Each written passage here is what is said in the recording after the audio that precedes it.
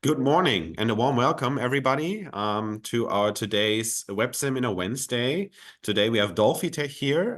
Eskil Skoglund is our presenter from Norway. So a warm welcome. And we have the exciting topic, novel matrix NDT technology for improved composites testing. So I'm really keen to learn more about this technology. I've talked to Ludger already several times, and he said it's a game changer. So I'm really keen on learning more about it. And with that, I don't want to talk much longer. I leave the floor to you, Eskil. Enjoy and see you later for the discussion. Okay, thank you, Bastian. So thanks for the invite to present at the Composite United. I know we tried one time earlier, but it was crashing with another seminar, I think. So I'm going to present a new ultrasound technology today. That's called matrix array ultrasonic testing. And this is a new technology that's been on the market for approximately 10 years now. We say new, but in NDT market, that's quite new. And we started doing our testing and our market in composite inspection for several reasons, but that's one of the key markets that we are in, and we plan to keep that market segment. And there's many things that makes our technology fit the composites inspection quite well. So since this is a composite group, I'm going to focus on this, but hopefully I'm going to teach you a little bit about ultrasound as well. So my name is Eskil Skoglund. I'm the Chief Research Officer for Dolphitech. I like to call myself Patient Zero, as I am the technical founder of the company. And then with me, I have Ludger, who is the sales manager in the DACH region. So I'm going to do a demo, and I'm going to do some application examples, but a little bit about what stands apart from our technology compared to others. So it's fast to use, it's easy to set up. Very quickly out in the field, you can get it up and running within 60 seconds. The results that you get are very easy to interpret, and it's easy to apply the equipment on your aircraft, your spaceship, or other composite part. And we have a lot of data. So this gives a lot of opportunity for advanced inspection as well, as I'll show you later. With this combined together, it's highly cost effective. So for example, we sell to airlines, and we have one airline that said that they bought 7 systems, and then they said that after one inspection, they saved the cost of these 7 systems because they can turn the aircraft around within an hour instead of 3 days, because it's easy to use. So everyone on the shift knew how to use the equipment, and they could determine that there was no damage. And it's very portable. So whether you're doing in manufacturing or out in the field, it's very easy to use. You can put it on you with a harness and climb up on your aircraft or whatever. So to dig into the technology here, or the basics, I've put on some ultrasound transducer basics here. I'm sure some of you are familiar with ultrasound, but this is how an ultrasound element works. So you have what you use ultrasound to send into your material, and then is reflected, and then you use this reflection signal to determine whether there's a damage or not. So a transducer element consists of a piezoelectric material in the middle, and that's the secret sauce here. So the piezoelectric material vibrates when it's put under voltage pressure, and also vibrates when it detects mechanical stress, which is a sound wave, for example. So the way to get a transducer to work is that you send in a high voltage pulse on transmit here. So this is a conductive layer. And then you have a conductive layer under the piezoelectric material, which is grounded. So let's say you send a 100-volt pulse in here, and then you're making a potential difference between the top electrode and the bottom electrode. And then this piezoelectric material starts to vibrate. And this vibration causes this sound. It's kind of like a speaker. When you put some electricity on a speaker, it also starts to vibrate and sends out a sound that you can hear. And depending on the thickness of this and so on, that depends the frequency. So the sound goes through this delay line, which the job is to couple the sound into the material they're inspecting. So you're absorbing the sound and sending it into your material. And the backing here that you see on the top, the gray, is meant to just absorb the sound and then kill it. So when the sound hits this, hits the part that you're inspecting, and then hits the back wall of it or a crack, it goes back through the delay line and into the piezoelectric material. And then again, the piezoelectric material starts to vibrate. And in the meantime, you will have the switch here turn from transmit to receive. And this vibration in the piezoelectric material creates a small, tiny charge on the top conductive layer. And this is what you use to make your signal that you're using to inspect. So to take you through to our technology, which is on the right here, I have to take you through the journey that we've seen the last century. So the beginning of the century, or the 1900s, then they were still using this one element transducer, which is what I showed you in the previous slide. So then you put this transducer on a material that you're inspecting, and then you send the sound into the material and you get a reflection. So either you get a reflection from the back wall, as you see on the left side here, or you get a reflection, for example, from a crack or another void or damage. So that results in what we call an A scan. So you get a small echo here, a penetration echo in the beginning, and then here you see a larger echo in the back wall. So this is the pulse of that acoustic wave that you sent out. So if you hit the back wall here, then maybe your A scan is located here. But if you hit the crack, then the A scan comes earlier. And then you can see that you have some sort of object that is preventing the sound to travel through your medium. And that's what you use to inspect. And for example, to inspect on an aircraft, you need 3,000 hours of training to be able to use this kind of technology. And it's kind of old technology. It's still very much used today, but it requires more expertise to use it. Then a few decades ago, 60s, 70s, people started using what we call phased array or 1D array. And this was really introduced to the market in the late 90s, maybe early 2000s, where they put a lot of these transducer elements next to each other. So you can imagine this transducer on the left here, you put many of them next to each other. Of course, they're a little bit smaller. And then you get many, many A scans in a row. And if you flip these A scans, if you look at this A scan and flip it and put it next to each other here, as in a B scan, this is a B scan of 128 A scans. And then you can say that a high value of the A scan gives you a white color, and a low value gives you a black color. And then all of a sudden you have a cross section. So this is easier to interpret. It's a slice through material, and you can easily see where the cracks are and so on. So the next step, what we've done is that we've done a 2D array. So we have elements in both directions, both X and Y. So we're introducing another dimension.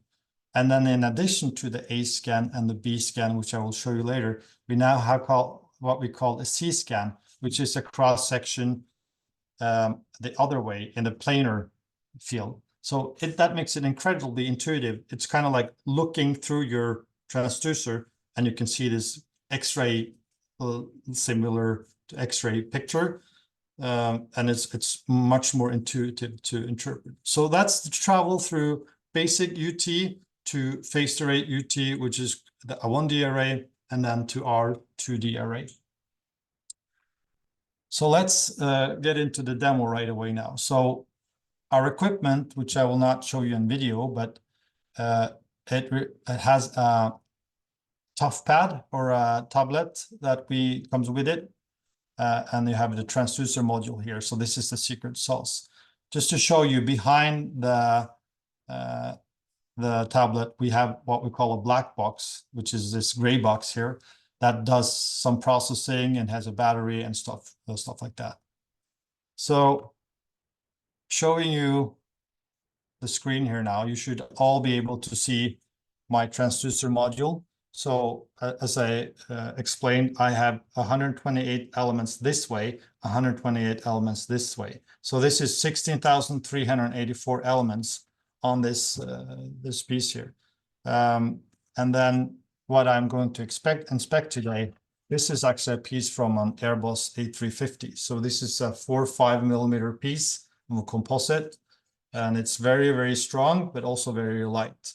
It's very strong in this direction, but what has happened to this one, we've put out impact damage on it to make this break inside. But as you can see, you can't really see it on the outside. Now this is worn out a little bit because I've used it for 10 years to inspect, but very strong, very light material. So you need a little bit of water to start inspecting. And if I start inspecting here now, I can actually, to confuse you even more, I'm gonna put on all the pictures at the same time here. Oops. So moving this a little bit out of the way. So what you have here now is that you can kind of see I'm moving this around now, and you see the feedback I get is quite good. So starting easily here now, I'm holding it over a area with no damage, right?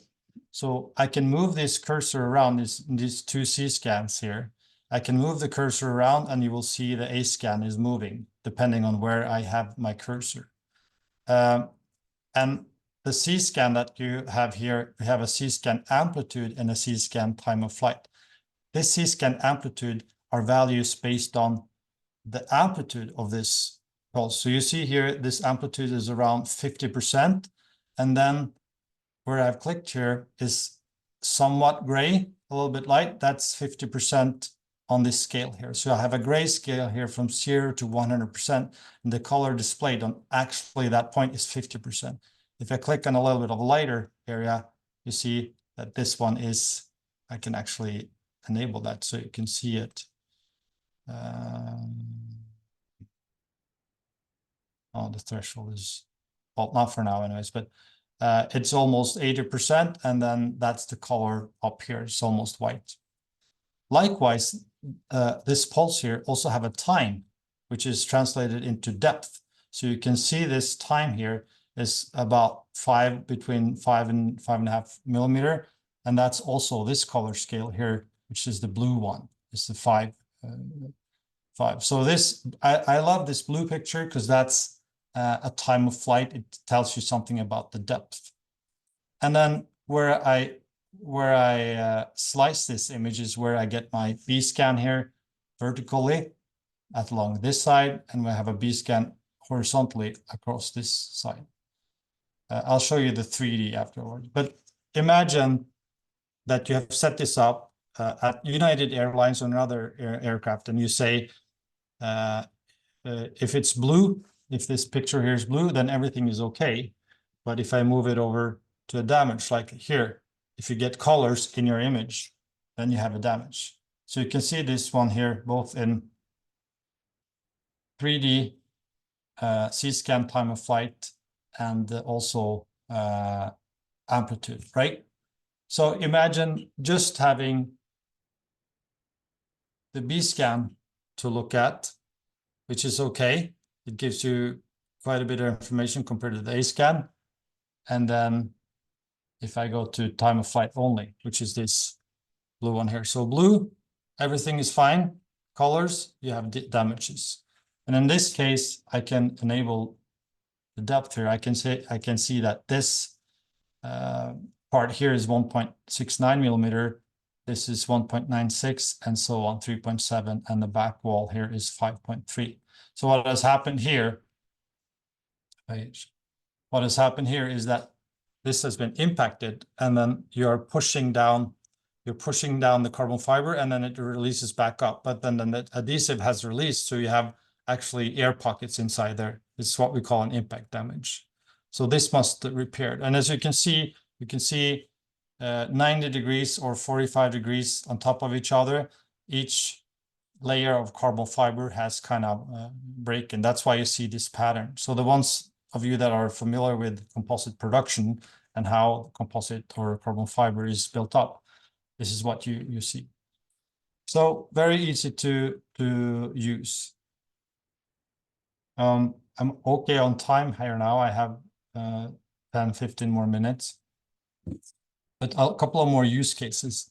This is what I showed you already with the A scan, B scan vertical, B scan horizontal, the 2C scans amplitude and time of flight. And now we're going to show you some examples. Our main industries are actually space and aerospace, and we also do wind energy, we do marine, and defense is also a big market that we operate in. Here's an example from FAA sample, Federal Aviation Administration from United States. And this has several inserts and several damage fabricated into it just to kind of demonstrate how this can be used. So we have pillow inserts, we have missing sealant, we have pre-correct backing, we have some extra grease down here on the left here. And then you can see here on the left side is the amplitude image, which I showed you, which is more similar to X-ray, if you will. And then you have time of flight, which is the depth information here on the right. And you can see the stringers here in blue. You can see that there's a little bit coming loose from the stringer, between the stringer and the carbon fiber, which is glued to the carbon fiber. And you can see if there are some contamination inside the part. So aerospace is maybe our biggest commercial market in addition to space. Here's another aerospace airline accident that happened. They drove this this ladder into the fuselage, and it created, or they suspected it created a delamination. And as you can see from the impact damage or the damage down here, you have a huge delamination or impact damage here on the oval red one here. But you could also see that one of these stringers kind of detached a little bit, and you have a delamination from this stringer, dark blue. So the dark blue is a little bit thicker, but then you see that the glue came loose a little bit here. This is, of course, a stitched image, which is a little bit larger, a lot larger than the transducer itself. So, of course, you can inspect larger areas as well. Here's an example of a curved part. So we have several transducers with several delay lines. This is a little bit of soft delay line. That's why you can put it on a curved edge here. And you see there's a couple of inserts here actually, and this curved piece to see if there's, we inspected here, and the blue is the back wall, so everything is healthy. And the red here are damages or inserts. Now, one that's quite interesting for this group is the porosity detection in composites. And that this is since we have so much data, this gives a tremendous opportunity to inspect porosity.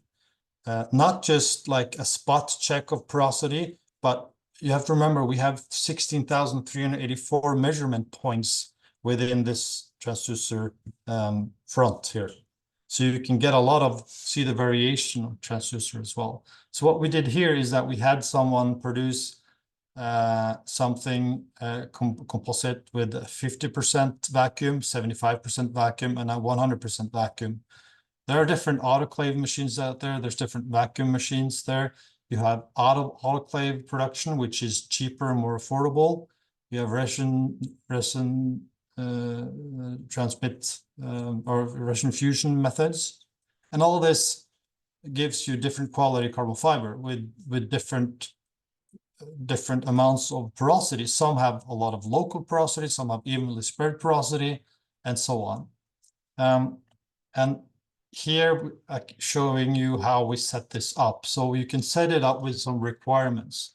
So you can, for example, set on the back wall, calibrate it with a perfectly healthy, good 100% vacuum sample, and said, we will approve everything that is between 40% and 80 or 100% back wall reflection, right? And then everything under that we set as pink, so it will be very easy to detect. And that's what we've done here. So you can see the 75% vacuum has a lot more pink, and you know that that's bad and not approved. And 50% vacuum, you have a lot more pink, which is even worse. But notice that you can see a lot of the variations of the porosity, not just that this is. Imagine you had a single element probe and you just get one number here. If you hit this area here that is gray, you might get an approved value. But as you can see all the variations here, you have a lot more data. And you can say that you can approve 30% pink inside that square, for example. So point here is to demonstrate, yes, it's an easy to use tool and a technology, but with all this data, we also have a lot of advanced features that is possible. Another feature that I wanted to tell you about is matrix TTU. So we have something called through transmission.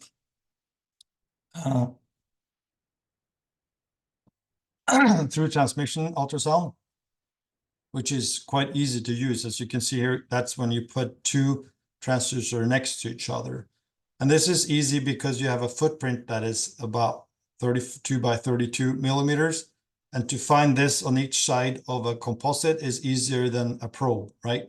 So a probe, you have a one little signal and you have to look at a single element probe. You have to look for that A scan and see if the A scan is big enough and say, okay, we're aligned. And then you move along.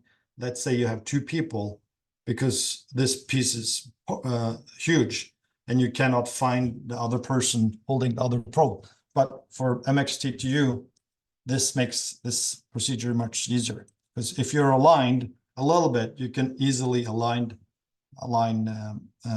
the rest of the transducer. So here you see an example of a honeycomb structure that is composite honeycomb, and you can see when the bonding has released on either side of this sandwich structure. If you look at the further one, where we have stitched together an image, this is actually inserts put into a honeycomb structure, and you can see these black areas where there is no adhesion between the honeycomb and the carbon fiber. So a very powerful tool where you cannot use simple pulse echo.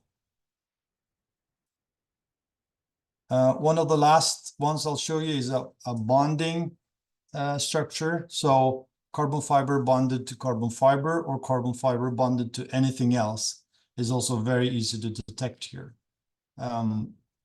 And depending on the speed of sound and the other material, you can also measure the thickness of the part behind the transducer, but you can measure this both from the carbon fiber part or from the metal part. And you can see on the amplitude C-scan and the C-scan time of flight how this is detected.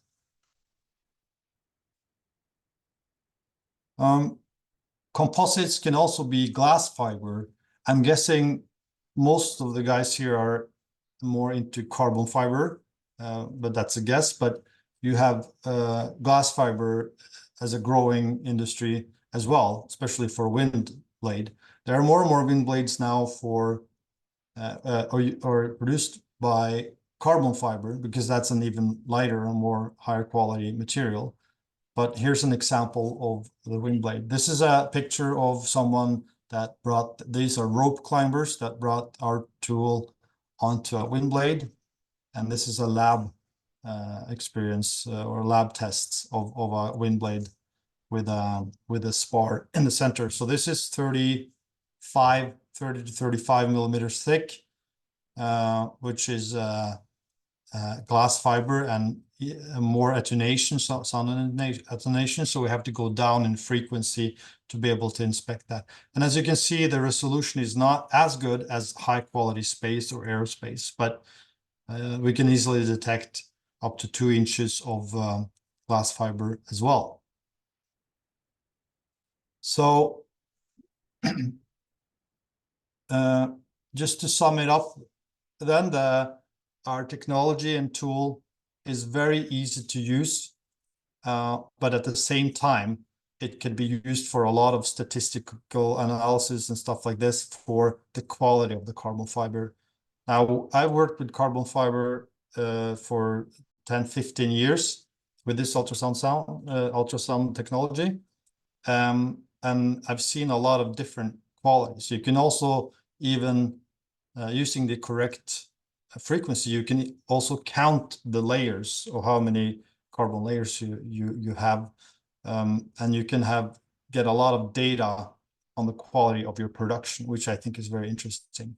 Now, this can be if there's some wrinkles in your fiber, if there's porosity in your fiber, if there's cracks in your fiber.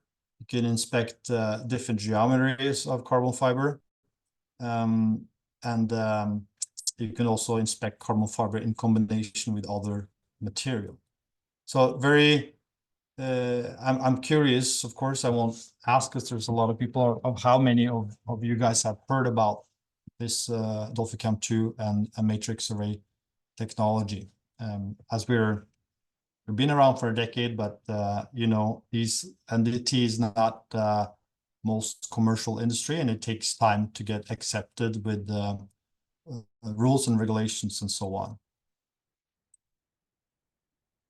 That was a pretty quick presentation, but I will pause there to have some room for questions and follow-up. Just some information here. Again, my name is Eskil Skoglund, and my email here is here, and my phone number is here. And Ludger Epking is also our sales manager. I have the email there, and also his phone number. So you can reach out to us if you have more questions. You can also contact support@dolphitech.com if you have questions, if you want to have more ask more about the technology and so on. But that was quick, Bastian, but I hope it wasn't too short, but I'll leave some room for questions then. No, I think perfect timing. Thank you very much, Eskil, for this very interesting presentation. And I really like the hands-on demo that you gave and the live image that we could see.